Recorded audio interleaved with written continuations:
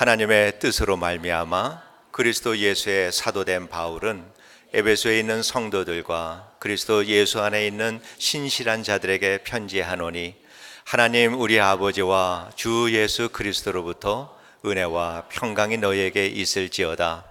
찬송하리로다. 하나님 곧 우리 주 예수 그리스도의 아버지께서 그리스도 안에서 하늘에 속한 모든 신령한 복을 우리에게 주시되, 곧 창세전에 그리스도 안에서 우리를 택하사 우리로 사랑 안에서 그 앞에 거룩하고 흠이 없게 하시려고 그 기쁘신 뜻대로 우리를 예정하사 예수 그리스도로 말미암아 자기의 아들들이 되게 하셨으니, 이는 그가 사랑하시는 자 안에서 우리에게 거저 주시는 바 그의 은혜의 영광을 찬송하게 하려는 것이라. 아멘. 오래전에 한국에서 살 때 저는 등산을 좋아했습니다. 특별히 오대산을 그렇게 좋아했습니다. 오대산에서 소금강으로 넘어가는 그 등산 코스는 사시사철 아름다운 곳입니다. 만물상 앞에다가 그 냇가에 텐트를 치고 석양이 지는 그때 그 시간에 따라서 만물상의 모습이 시시각각으로 색이 변하는 그 기암 절벽을 보고 있으면은 참으로 장관이다, 이런 생각이 듭니다. 오대산을 몇 번 다녀온 후에 한 번은 사람들이 다니지 않는 길을 한번 가보자라고 하는 그런 생각을 했습니다. 그래서 지도를 한 장 구해서 산으로 갔습니다. 오대산에 도착을 해서 잘 보이지 않는 입구를 잘 찾았습니다. 그리고 그 입구를 통해서 산을 오르기 시작을 했습니다. 오르다 보니까 인적이, 이게 다닌 흔적들이 있어서 구태여 지도가 필요가 없었습니다. 그런데 시간이 갈수록 한참을 걷다 보니까 인적이 사라지고 또 거무줄이 자꾸 얼굴에 이렇게 달라붙고, 그러더니 나중에는 길이 끊어져 버렸습니다. 갈 길이 없어져 버린 것이죠. 그때는 지도를 봐도 내가 지금 어디에 있는지를 모르니까 이 지도가 도움이 되지를 않아요. 날은 어두워지고 그곳이 군 작전 지역에 가깝기 때문에 여러 가지로 마음에 좀 걱정이 됐습니다. 한참을 당황하고 길을 찾기 위해서 이렇게 다니다가, 아마도 지금 생각해 보면은 약초를 캐는 사람들이 움막을 지어놓은 것 같아요. 너무 지저분하니까 안방에다가 텐트를 치고 잤습니다. 사람이 없었어요, 거기에. 그렇게 해서 하룻밤을 지낸 적이 있습니다. 지도가 있어도 보지 않으면 무용지물이고, 아무리 좋은 지도를 가지고 있다 하더라도 지도를 볼 줄 모르면 아무런 도움이 안 된다라고 하는 거죠.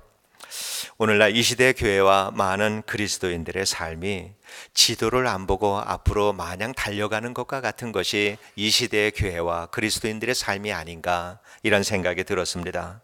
많은 사람들이 그 길로 가고 있으니까 이 길이 옳은 길이려니라고 생각하면서 모두가 가는 길을 그렇게 따라갑니다. 그렇게 따라가다가 보니까 이제는 동성애도 다원주의도 보편주의도 다 옳다고 교회가 선포하는 세상이 되었습니다. 내가 걷는 길인가, 내가 걷는 길이 정말 옳은 길인가, 이거를 분별하고 살아가는 것은 너무나도 중요합니다.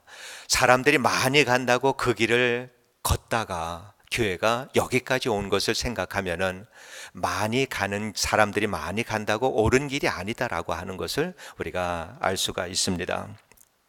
성경은 예수 그리스도 안에서 영원한 인생의 길을 가는 사람들에게 필요한 모든 답을 다 가지고 있습니다.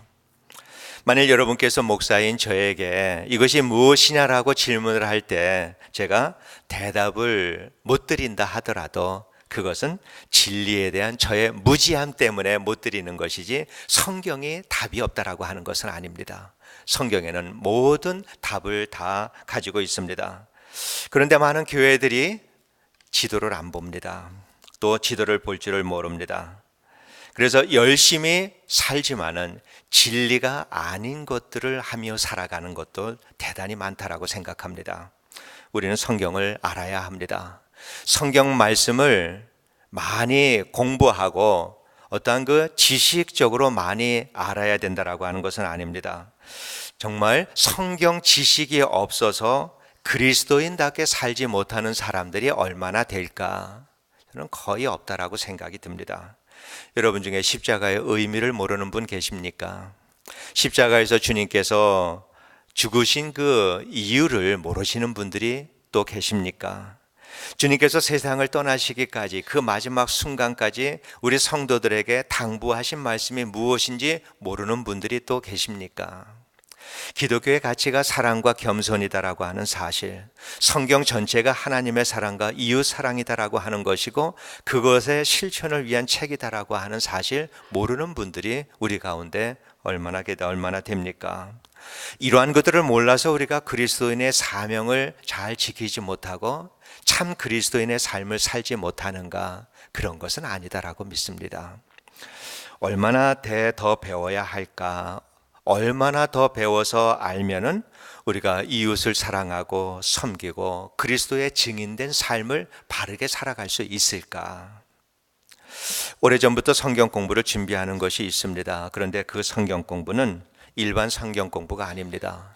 그거는 이웃을 위해서 실제로 내가 시간을 내어서 기도하고 달려가서 섬기고 보살피고 도와주고 믿는 사람들이 어떠한 모습인가라고 하는 것을 믿음이 적으면 적은 대로 또 성숙해져 가는 과정에 있는 사람은 그 과정대로 볼 수 있도록 삶의 본이 되는 모습을 이렇게 공부하는 이러한 시간들을 하려고 준비를 하고 있습니다. 그거가 특별한 거 아니지요. 전혀 특별한 것이 아닙니다. 그렇게 살아가는 것이 우리에게는 보편적인 것이 되어야 되는 건데 사람들이 그렇게 하지 않기 때문에 우리는 그렇게 사는 것이 특별한 것으로 생각을 합니다. 그게 주님께서 말씀하시는 예수 믿는 건데 우리가 그렇게 살지를 못합니다. 우리는 성경을 하나님의 사랑의 이야기다라고 하는 것을 우리는 다 압니다. 성경은 처음부터 끝까지 하나님께서 내게로 돌아오라라고 하는 하나님의 부르심입니다. 하나님께서는 하나님 스스로 영광을 받으시려고 하는 열정을 가지신 분이다라고 하는 것을 성경은 보여줍니다. 세상 사람들이 하나님 자신을 정말 높이고 영광을 돌리는 이것을 하나님께서 원하십니다. 왜 그러시는가? 하나님이 그렇게 이기적이시는 분이신가? 자기가 창조자니까 그렇게 원하시는 건가? 내가 하나님이니까 너희는 그렇게 마땅히 해야 된다라고 하는 것 때문에 하나님은 영광을 받으시기를 원하시는가? 아니요, 전혀 그런 것 아닙니다. 하나님께서는 그의 영광을 정말 찬란하게 그의 영광을 드러내기를 원하시므로 그 영광을 사람들이 보고 하나님을 알지 못하는 사람들이 그 영광을 보고 하나님께로 와서 하나님 안에서 은혜와 평강의 삶, 행복한 삶을 살기를 원해서 하나님은 영광 받기를 원하시고 영광을 드러내기를 원하십니다. 또한 하나님께서는 먼저 예수를 믿은 우리들, 바로 우리들로 하여금 하나님의 영광을 드러내기를 원하십니다. 당연히 우리들의 삶을 통해서 사람들이 보고 하나님이 좋으신 분이고 오직 하나님 안에만 구원이 있고 행복이 있다라고 하는 것을 알려주기 위해서 하나님을 가리키는 손가락의 역할을 하기 위해서 하나님은 우리로 하여금 그의 영광 드러내기를 원하십니다. 우리는 하나님의 관점에서 우리들의 삶을 보고 성경을 보아야 합니다. 그렇게 보면은 우리는 이 시대의 교회와 그리스도인들이 성경으로부터 얼마나 멀리 떨어져 있는가라고 하는 것을 깨닫게 될 것입니다. 본문은 바울이 에베소 교회 성도들에게 보내는 편지인데 안부를 묻는 그러한 부분입니다.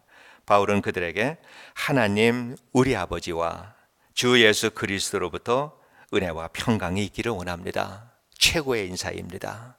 하나님 안에서 은혜와 평강 가운데 사는 것보다 더 귀한 인사가 없고 그보다 더 소중한 그러한 마음이 없습니다. 정말 여러분께서도 서로 안부할 때 진실한 마음으로 그리스도 안에서 은혜와 평강이 있기를 원한다라고 하는 인사가 여러분의 이웃을 향하신 인사가 되기를 진심으로 원합니다. 이것은 바울이 에베소 교회 성도들에게 하는 인사지만은 성경 안에 있는 것이다라고 우리가 볼 때 이것은 바울이 에베소 교회의 성도들이 그들이 그리스도 안에서 은혜와 평강을 누리며 사는 것뿐만 아니라 이것이야말로 우리 주님께서 예수 그리스도 안에서 우리가 바로 평화, 은혜와 평강을 누리며 살기를 소원하는 주님의 마음이다라고 하는 것을 우리가 또한 알아야 합니다. 주님은 우리가 충만한 은혜 가운데 살아가면서 우리에게 주시는 믿는 자의 권세를 가지고 참 평안하게 살기를 원합니다. 행복하게 살기를 원합니다. 우리가 그리스도로부터 은혜와 평강을 누리며 살기를 소원하는 분, 이분이 우리 하나님이시고 그분이 우리의 영원한 아버지가 되시는 분이십니다. 그분을 우리는 아버지라고 부르고 그 이름을 찬송합니다. 그리고 그분께서 우리에게 허락해 주신 하나님 나라에 속한 그 아름다운 것들을 우리가 누리며 살 수 있도록 그분이 모든 것을 제공을 해 주십니다. 하나님께서는 우리에게 하나님의 자녀를 삼아 주시고 자녀로 살아가면서 자녀가 누릴 수 있는 모든 특권을 우리에게 다 허락을 해 주셨습니다. 하나님께서는 단순하게 우리가 지옥 가야 되는데 천당 갈 수 있도록 요 자리만 옮겨주신 분이 아니다라고 하는 것입니다. 하나님은 우리가 이 땅에 살아가면서 거룩하고 흠이 없는 사람으로 살기를 원하십니다. 그래서 그리스도인으로 산다라고 하는 것은 우리를 택하시고 구원하신 하나님 앞에 거룩하고 흠이 없는 모습, 그 앞으로 결국은 하나님 앞에서 우리가 서야 되는데 거룩하고 흠이 없는 그 모습을 바라보면서 그 모습을 오늘 나의 모습이 되기를 소원하며 하루하루 살아가는 것이, 이것이 그리스도인이 살아가는 삶입니다. 하나님 앞에 서면은 우리는 우리들의 모습을 볼 수가 있습니다. 왜냐하면은 하나님의 이 진리가 우리들의 겉사람과 속사람의 모든 것을 다 드러내기 때문입니다. 그래서 하나님 앞에 가까이 가면 갈수록 우리들의 더 깊은 죄와 허물들이 드러나게 됩니다. 바울은 내가 죄인들 중에 괴수다라고 정말 하나님 앞에서 이렇게 눈물로 기도하는 이러한 그 말씀을 우리가 잘 알고 있습니다. 그가 어떻게 해서 그렇게 큰 죄인이 되었는가? 그것은 바울이 남들보다 더 하나님 앞에 가까이 갔기 때문입니다. 하나님 앞에 더 가까이 갔기 때문에 하나님의 진리의 빛이 그의 더 깊은 곳까지 비춰주셔서 남들이 알지 못하는 죄와 허물까지도 다 드러내 보이시기 때문에 바울은 내가 죄인들 중에 괴수다라고 그렇게 고백을 하는 것입니다. 그럼에도 불구하고 또한 바울이 하나님 앞에서 누리는 기쁨과 즐거움은 또 얼마나 큽니까? 이것은 나의 죄와 허물의 깊이를 깨달은 만큼 나의 기쁨과 하나님 앞에서의 즐거움도 그만큼 깨닫게 되는 것입니다.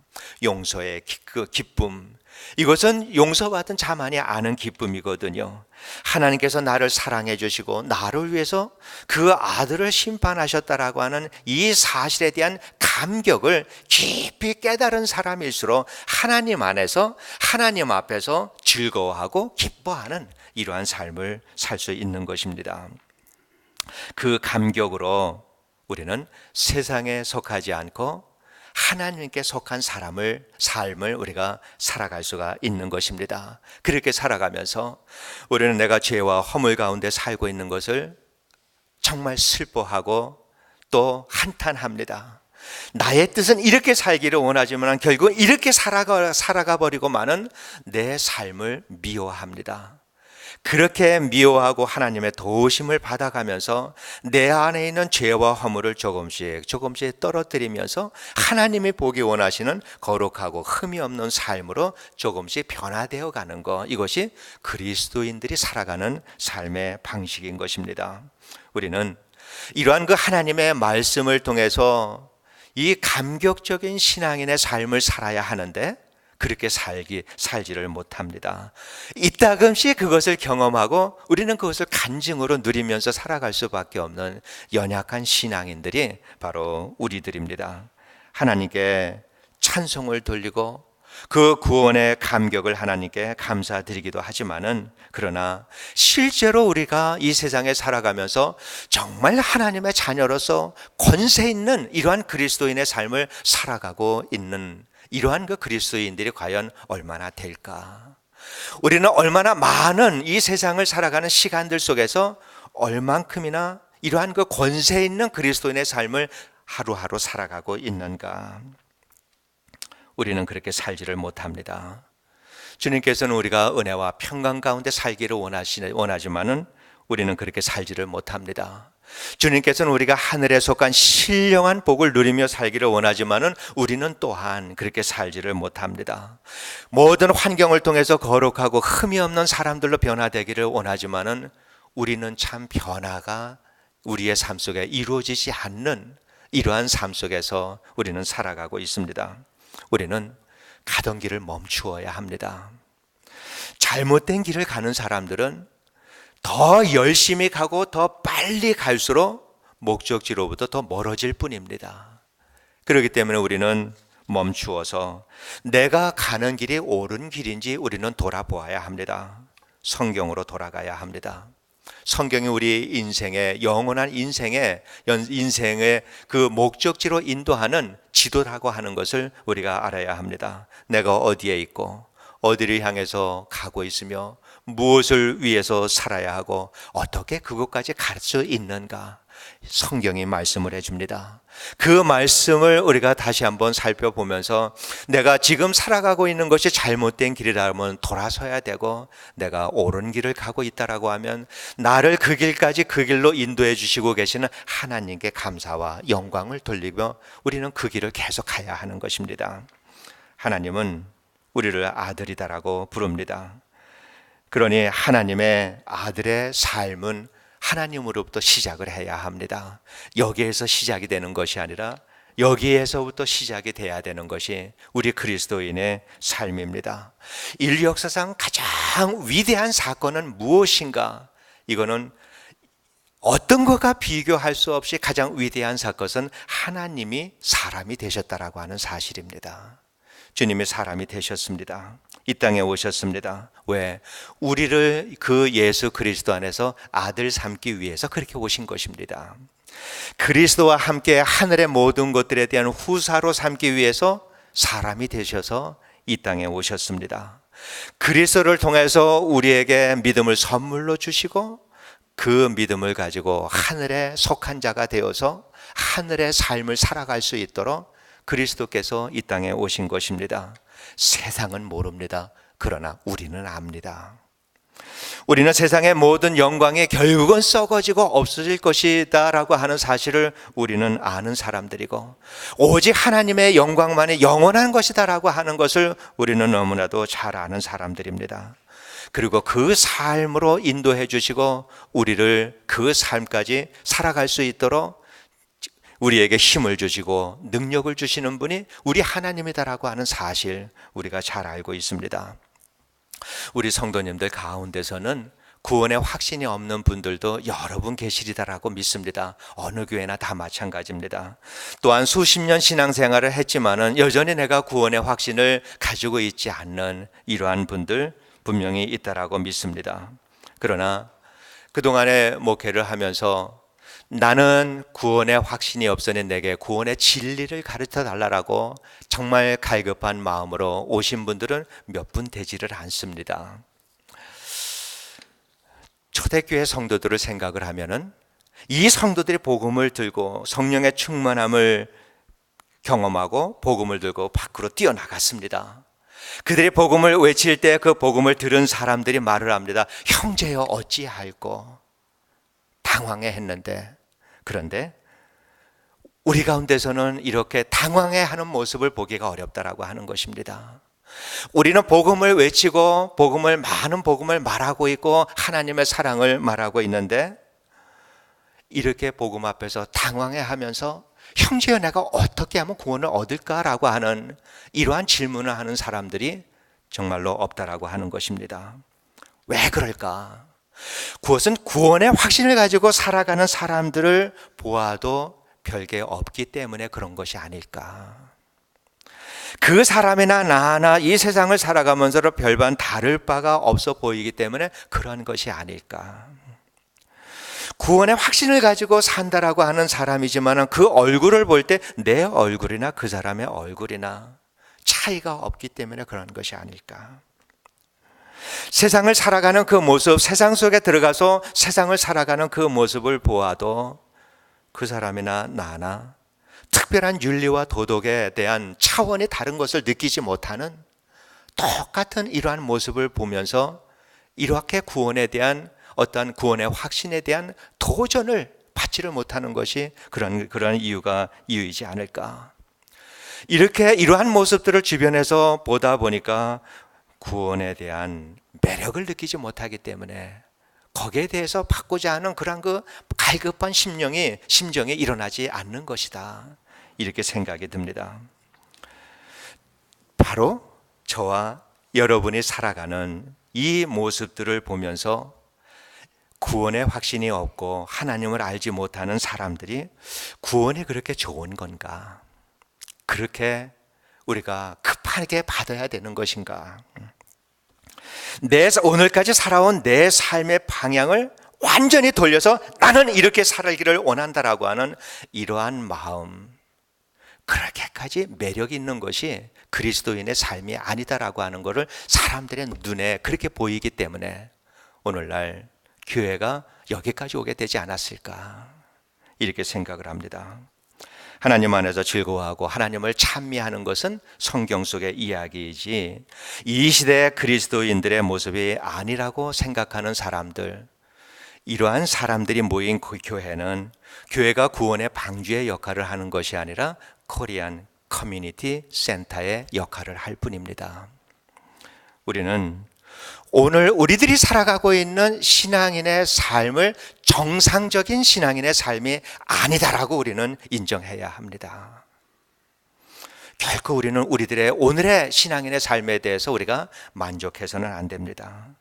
우리는 분명히 하나님께서 우리들의 삶을 통해서 거룩하고 흠이 없는 삶으로 나날이 변화되기를 원하지만은 과연 우리들의 삶은 10년 전과 5년 전과 얼마나 달라졌을까?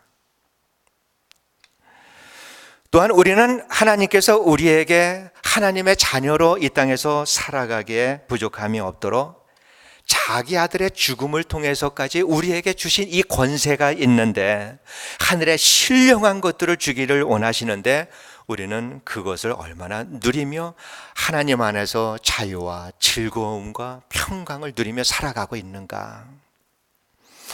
우리는 권세를 하나님께서 주시면서 세상을 다스리고 살으라라고 우리에게 주셨는데 우리는 여전히 돈 걱정, 건강 걱정, 미래 걱정, 자식 걱정, 근심 걱정을 내려놓지 못하고 힘들고 고통스러운 일을 당할 때마다 우리는 인생의 우환으로 여기며 살아가는 것이 우리들의 삶이 아닌가. 저와 여러분, 우리는 주님께서 바라보시는 성숙한 신앙인들은 아닙니다. 이 시대의 어두움과 세속화되어가는 이 교회의 모습들을 우리가 바라보면서 주님의 책망하시는 그 말씀, 그 음성을 우리가 들어야 합니다. 우리의 마음에 이 소리가 들려야 합니다. 개인적으로 우리가 그 음성을 우리가 들을 수 있어야 합니다. 그리고 우리는 그리스도인답게 살려고 노력해야 합니다. 하나님의 자녀답게 살려고 노력을 해야 합니다. 그것은 하나님께서 우리를 향하신 아들을 심판하실 만큼 하나님의 간절한 소원이다라고 하는 사실을 우리가 이해를 해야 합니다. 장로교 창시자인 존 칼빈이 이런 말을 합니다. 하나님의 아들이 사람의 아들이 된 것은 사람의 아들들이 하나님의 아들들이 되기 위한 것이다. 맞습니다. 하나님은 우리를 위해서, 우리를 아들 삼기 위해서 그의 아들을 세상에 보내셨습니다. 6절에서 구태여 바울이 그가 사랑하는 자 안에서라고 말씀하고 있는 그것은 예수 그리스도 한 분만을 하나님께서 보시는 것이 아니라 그 예수 안에서 구원받고 하나님의 은혜 가운데 살아갈 모든 세상 사람들을 사랑하시는 하나님의 마음을 이렇게 바울이 표현하고 있다라고 믿습니다. 우리는 하나님의 자녀답게 살아야 합니다. 하나님의 자녀로서의 특권을 우리는 누리면서 살아야 합니다. 하루하루 살아가면서 하나님이 기대하시는 거룩하고 흠이 없는 모습으로 변해가는 이러한 삶을 우리가 살려고 노력을 해야 합니다. 그래서 우리들의 삶을 통해서 하나님의 영광이 드러나야 합니다. 이렇게 살아가는 것이 세상을 밝히는 일이고 이 땅 위에서 주님의 몸된 교회를 회복시키는 일이 바로 그러한 일이다라고 하는 것입니다. 그래서 우리 모두가 다 자신 있게 나는 일요일에 교회 가는 사람이 아니라 나는 예수 믿는 사람입니다. 하나님은 나의 아버지시고 나는 하나님의 자녀입니다. 나는 매일 하나님 앞에서 사는 것이 즐겁습니다. 이것이 우리 모두의 고백이 될 수 있게 되기를 진심으로 원합니다. 우리 대부분은 이미 많은 것을 알고 있습니다. 주님이 우리를 얼마나 사랑하시는지 우리는 잘 알고 있습니다. 주님이 얼마나 우리가 은혜와 평강 가운데 살기를 원하시는지, 예수 그리스도 안에서 하늘의 신령한 복을 우리에게 주기를 원하시는지, 우리들의 모든 환경을 여기까지 하나님께서 인도하시고 그 환경 속에서 거룩하고 흠이 없는 사람이 되기를 원하시는지 우리는 다 알고 있습니다. 그래서 우리를 아들 삼으시고 우리로 하여금 하나님을 찬송하며 살기를 원하시는 것, 이것이 주님의 마음이다라고 하는 것 우리는 잘 압니다. 주님의 그 마음들이 얼마나 컸는지 아들을 십자가에서 죽이실 만큼 그 마음이 크다라고 하는 사실 우리는 압니다. 그 마음을 우리는 기억해야 합니다. 그 마음이 우리들의 마음속에서 회복되어야 합니다. 그 마음이 회복될 때 우리는 거기에서 하나님이 우리에게 주시는 권세와 능력이 활발하게 역사하기 시작을 하고 하나님의 자녀다운 삶을 살 수 있게 되고 하나님의 자녀로서의 특권을 누리면서 살아갈 수 있게 되는 것입니다.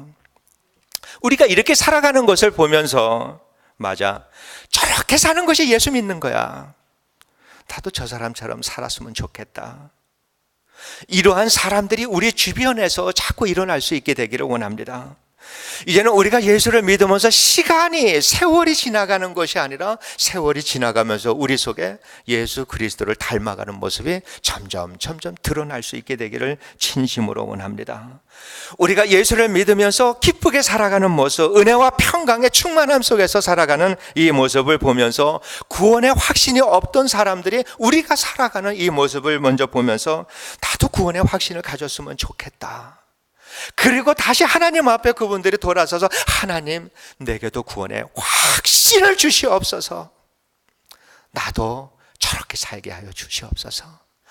하나님 앞에 살아가는 것이 저렇게 기쁜 것인 줄 몰랐는데 하나님, 내게도 구원의 확신을 주옵소서. 우리들의 간절한 마음이 될 수 있게 되기를 원합니다. 하나님을 알지 못하는 우리가 교회 바깥에 나가서 살아갈 때에도 우리들이 살아가는 그 모습을 사람들이 바라보면서 예수 믿는 게 참 좋다. 정말 예수 믿고 사는 게 너무 좋은 거구나.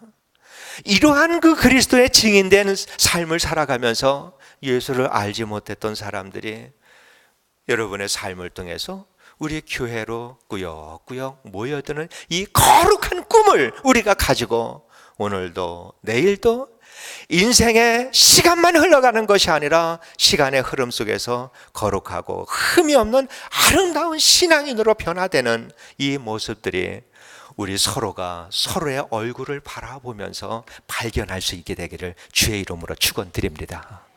기도하겠습니다.